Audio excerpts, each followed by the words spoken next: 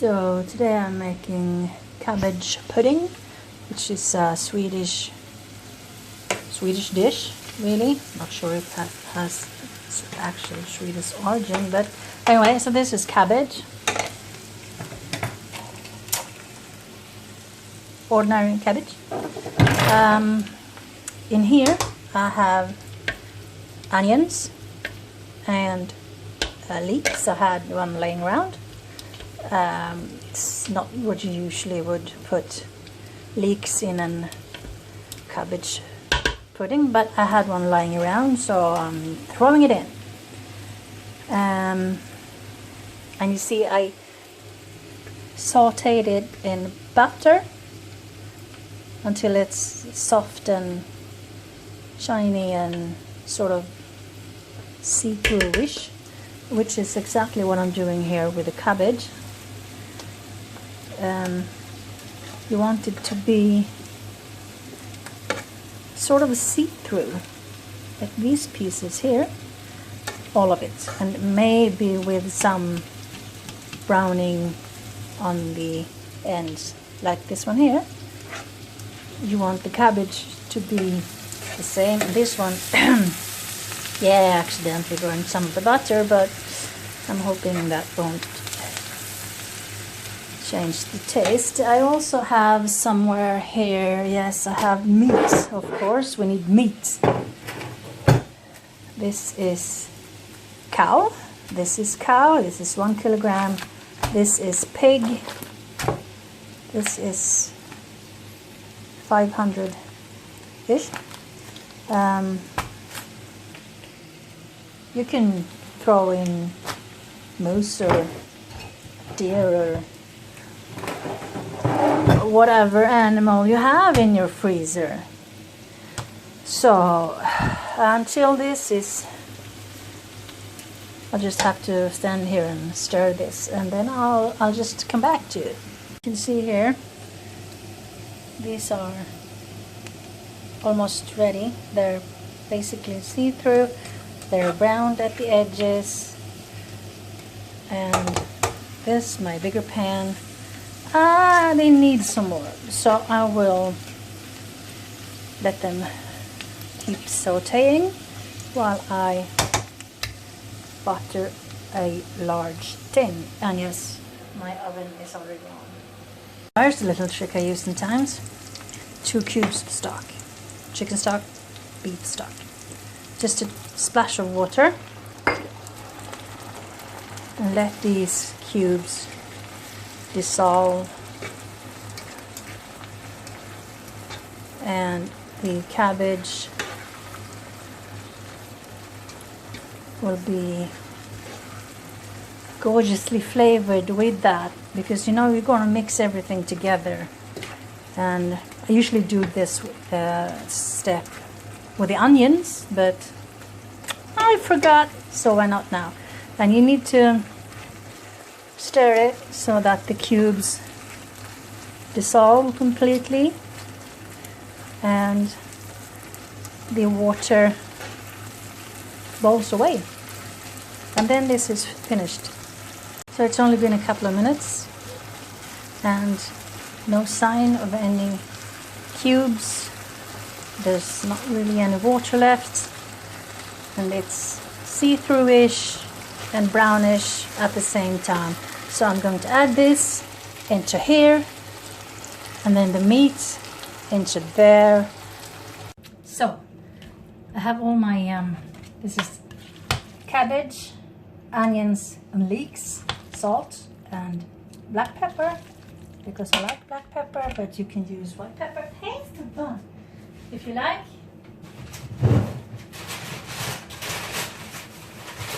And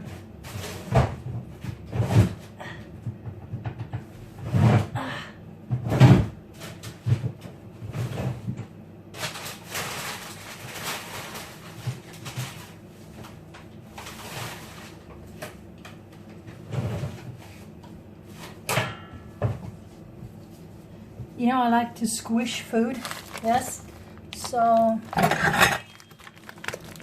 this is first 500-ish grams of pork. It has been frozen, so I'm just squeezing it slightly to get rid of some of the extra fluids. And then the cow, which used to live at my dad's house.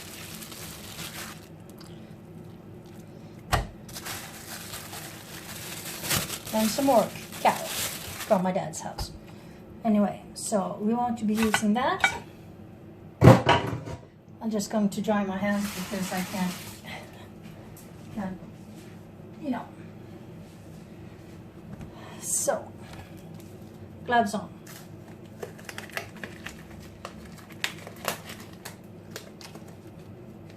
Oh my God, they're tiny.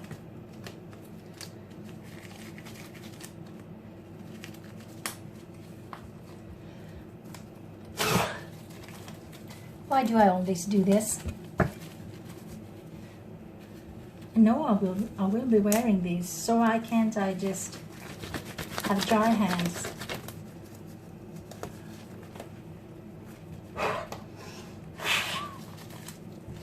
Anyway, and then you just get in there and squish, squish. It's a bit warm, you know, but the meat is cold, so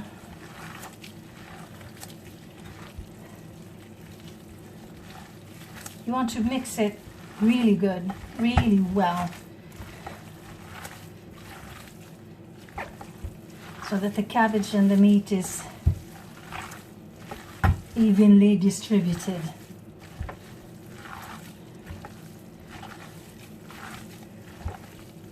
And start to get those threads you can see in meat, ground meat, when you know it will be holding its shape. I never use eggs or stale bread or potatoes or anything in burgers or meatballs. I just squish it until I see these threads here.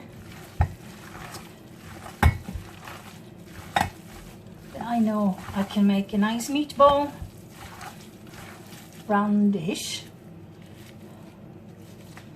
without having to put breadcrumbs or anything in it.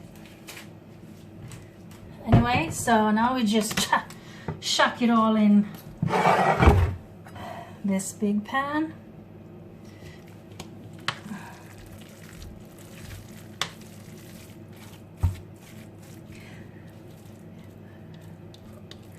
As with all traditional recipes, there are 1,000 ways to do this.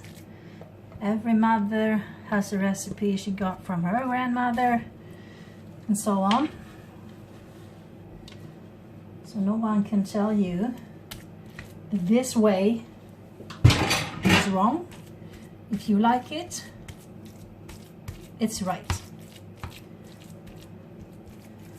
Just flatten it slightly, and it will shrink in the oven. When I asked my mother, she told me to, oh, save some of the cabbage to put on top.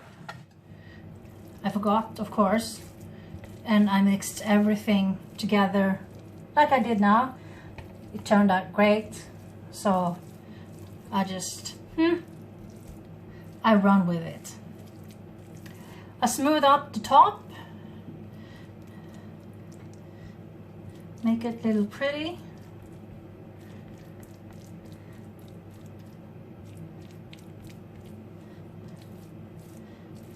Make sure none of the bits are sticking up, because it will be in the oven, so you don't want any pieces to burn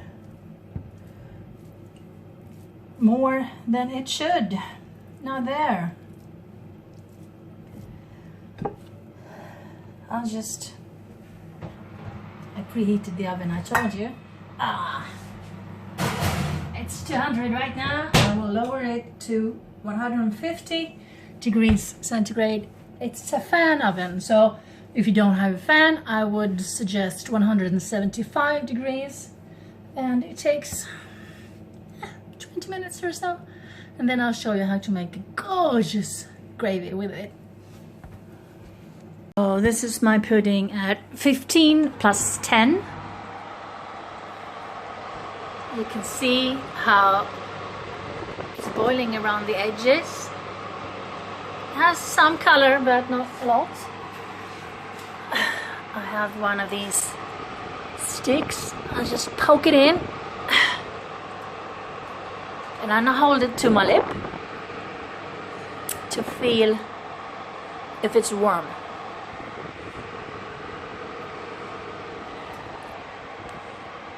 Yeah, and it's warm. It's done. It's ready to come out. So here you can see it shrunk away from the edge, and then we have all this gorgeous fat here, which is some from the pig, I guess, and some of the butter, and this is what we're going to use for the gravy. So I'll just take out what I need and get back to you. So I have a pan, put some heat on there, and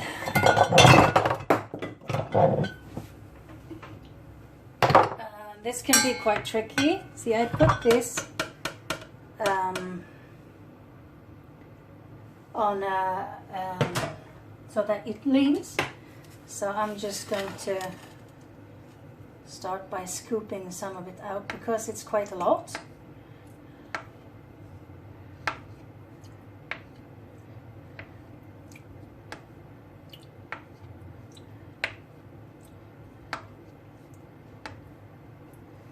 Now, if you do have a husband around, you can ask him to help you. But, you know, any woman can do anything a man can, backwards and in high heels, right? So, and I will let this sit here, and some more juice will come running there. So, and have creme fraiche, 34%. You know, this is keto. We're not afraid of fat. So it's just, you don't chuck it in.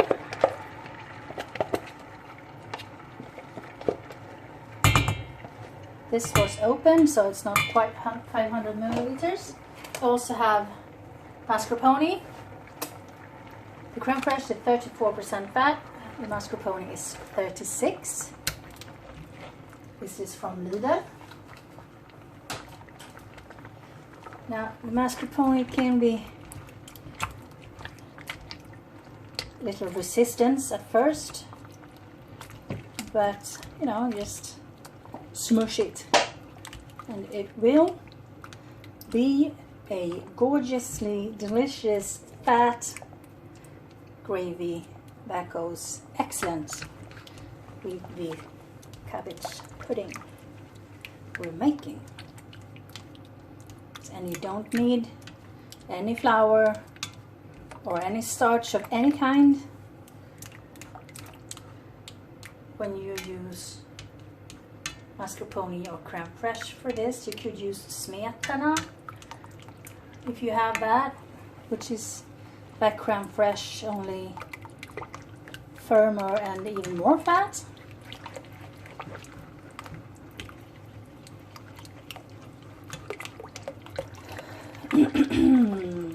So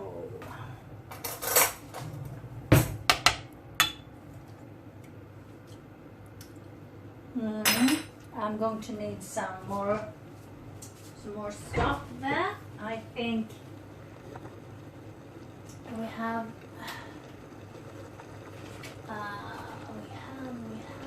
yes.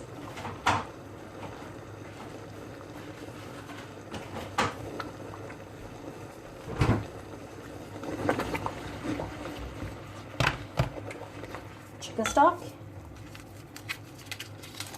and a dark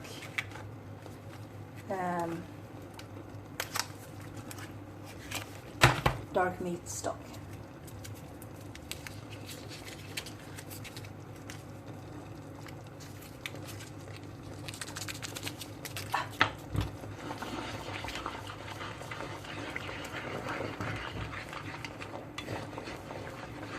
Now, unfortunately, my husband and my son doesn't really like as much salt as I do.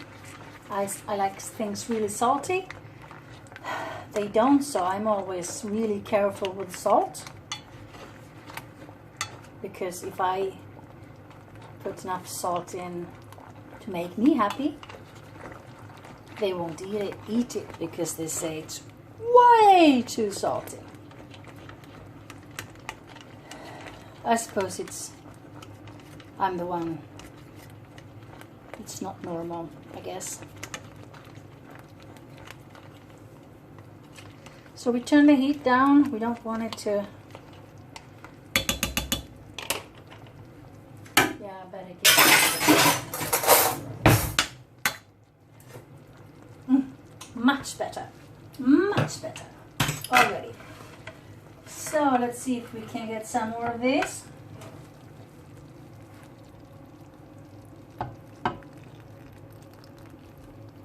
There. And let it keep leaning, and I'm guessing some more will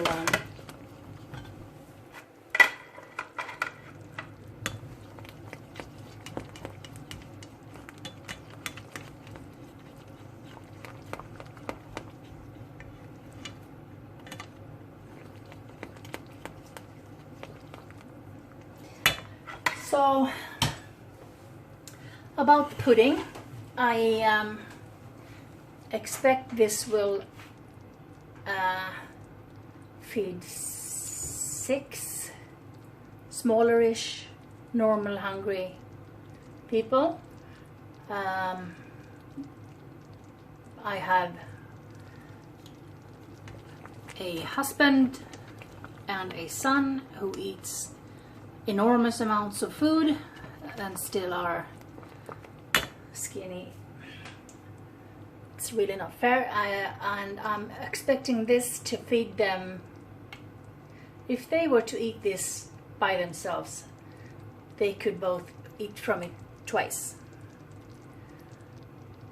But my husband and I will eat it today.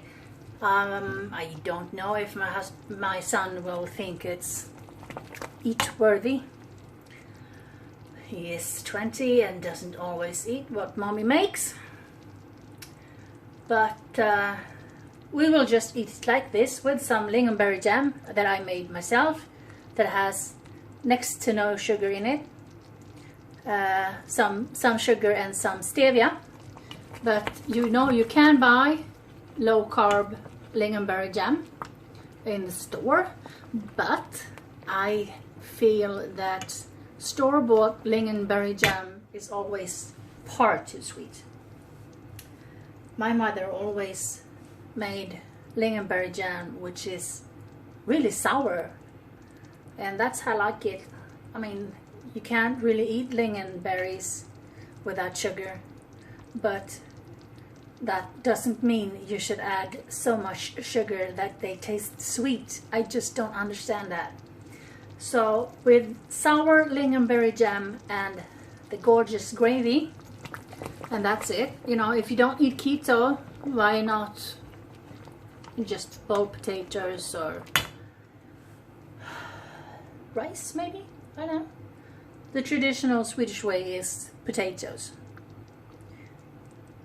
Of course, but you know. And once it's set quite firm and chilled in the fridge for a day, you can carve it into slices and fry them in the frying pan and just, like, you know, eat them with lingonberry jam on. It's really nice.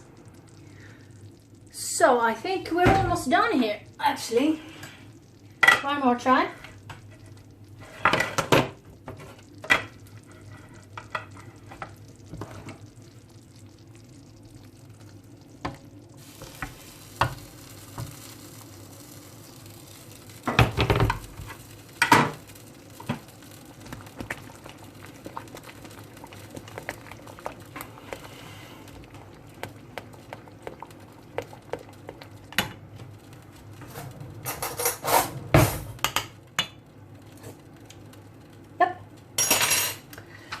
That's done, and that's done, and now I'm going to eat it. Quite different houses, all under their budget, £450,000. The 1950s cottages didn't make the grade, but they seem quite taken with the house in Romsey that we saw first